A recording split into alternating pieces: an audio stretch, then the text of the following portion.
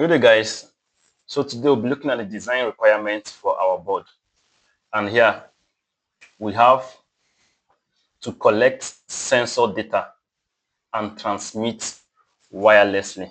Okay, so the system, since we have various sensors on the board, temperature sensor and all the rest, we need to collect those data and transmit them wirelessly to a cloud platform. So we have a system overview also. We'll be using the STM32 MCU.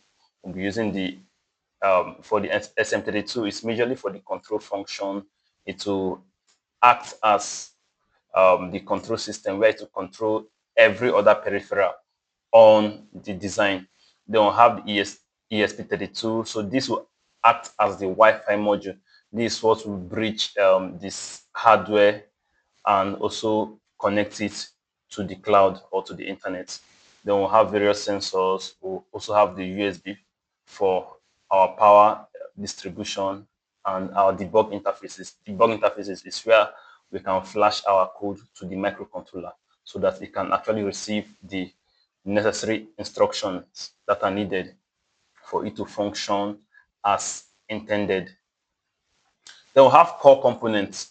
So we'll be using the SM32 microcontroller main processor for sensor reading and control. Then we'll also be using the ESP32 Wi-Fi module. It handles wireless communication. We either connect it via the UART or the SPI interface to the MCU.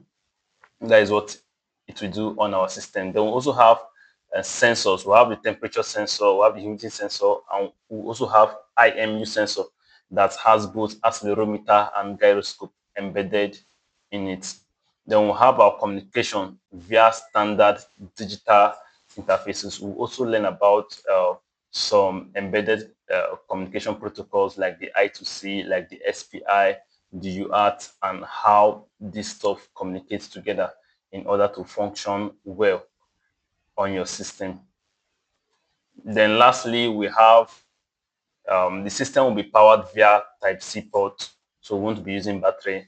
Then we'll have voltage regulation and protection included. I'm going to show you guys how to choose a voltage regulator IC, how to regulate your power, how to distribute your power in various sections of the design. Then we'll also be using PCB, the PCB aspects, the SMD components. We'll be using proper grounding and decoupling. We'll see all this stuff. Also, our debugging aspect, we'll use the SWD, which is serial wire debug interface. I'll explain this as we move further. We'll also have some reset and boot circuitry. Then we'll have design suitable for manufacturing.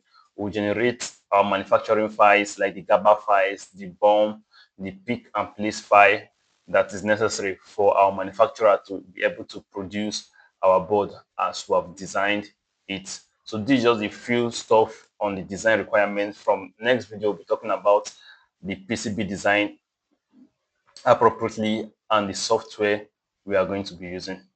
Thank you, guys.